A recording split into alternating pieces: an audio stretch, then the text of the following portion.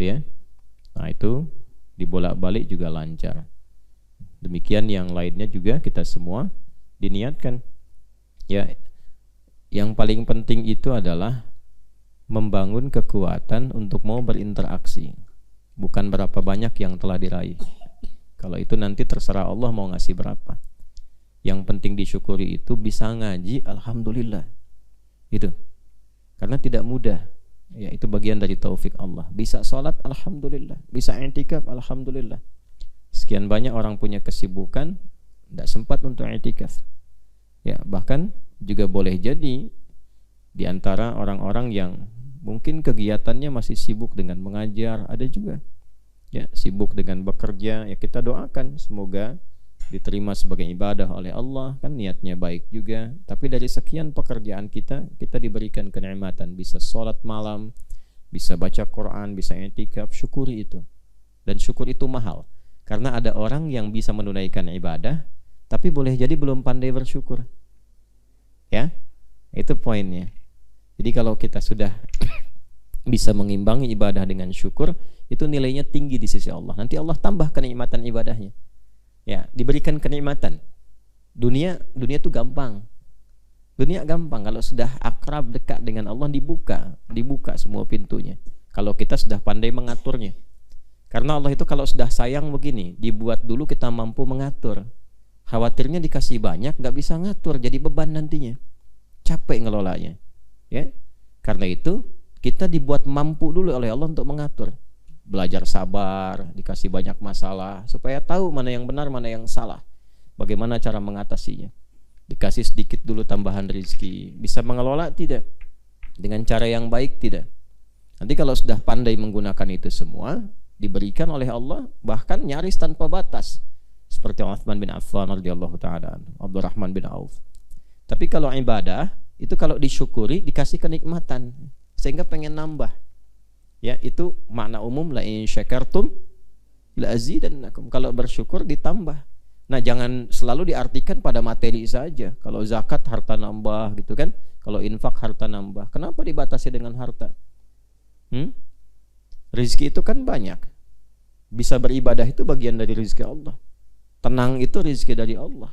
Keturunan soleh itu rezeki dari Allah. Bapak ibunya ketika bisa sholat dengan baik, jangan dikira tidak ada dampak pada anak, akan ada dampaknya.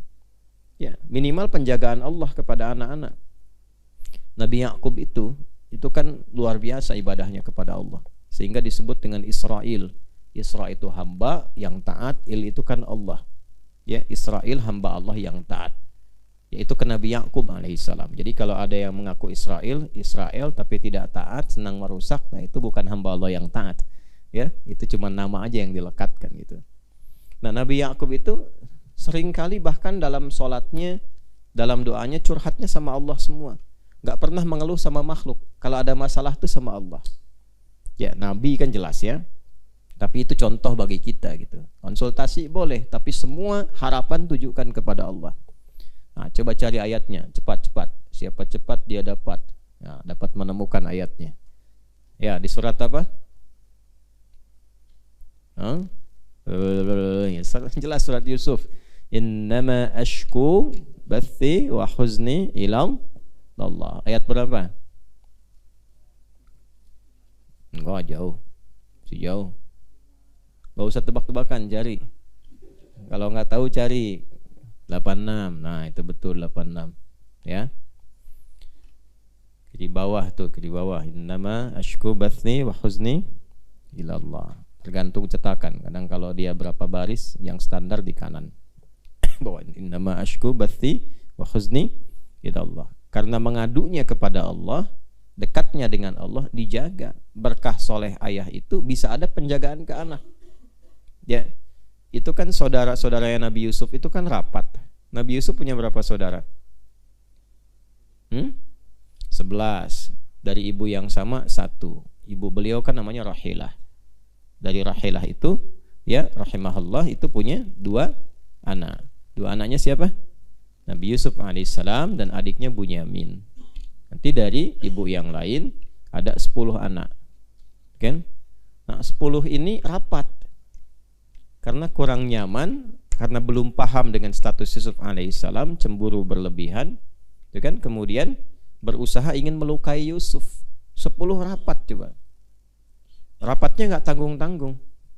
Gini, saya ilustrasikan. Kalau 9 mengatakan misalnya bunuh, yang satu mengatakan nggak usah, jauhin aja. Kalau 10 orang rapat, 9 mengusulkan A, 1 mengusulkan B. Yang diterima yang mana? Normalnya 9. Ya kan? Kalau rapat 10 orang, 9 punya usulan, 1 punya usulan. Yang diterima yang mana? 9. Yang ini agak menarik. 10 rapat, 9 usul, 1 yang diterima. Coba. Temukan ayatnya. Ayat berapa? Masih surat yang sama. Uqtulu Yusuf. Hah? Coba. Ayat 9. Ada kan? Quran surah 12 ayat 9. Itu 9 orang. Coba lihat. Ayatnya ayat 9. Yang ngusulkan 9 orang. Ya kan? Waktu itu Yusuf. Bunuh aja Yusuf katanya kan. Bapak kita nggak ngerti nih gitu kan. Kita orangnya kuat. Kita orang hebat. Kok Yusuf yang diperhatikan? Tapi satu orang mengatakan, jangan dibunuh. Alqihi fi ghayabatil jubbi yaltaqituhu ba'dus sejarah. Tujuan kita kan supaya Yusuf jauh dari bapak, ya, supaya dosanya nggak gede-gede banget, nggak usah dibunuh, kan? Ya, lemparin aja ke tempat gelap, kan? Jauhkan dari ayah, kan? Kan poinnya supaya jauh dari ayah. Dari situ ayah memperhatikan kita. Ini juga penting bagi para orang tua. Kalau anak sudah lebih daripada 1, 2, 3, itu pasti ada potensi cemburu, pasti itu. Nah, di surat Yusuf itu ada manajemen untuk mengelola anak-anak itu, melatih anak, mendidik supaya mendapatkan perhatian yang nyaman. Nah, yang paling menarik begini, tiba-tiba diterima. Oh, bagus di usulan katanya. 9 yang lain sepakat.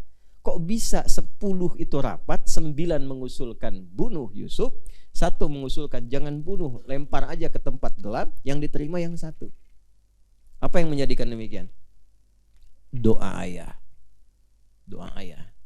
Ya, berapapun kita dititipkan oleh Allah, 1 anak, 2 anak, 3 anak, akan ada masanya pasti berpisah dengan kita.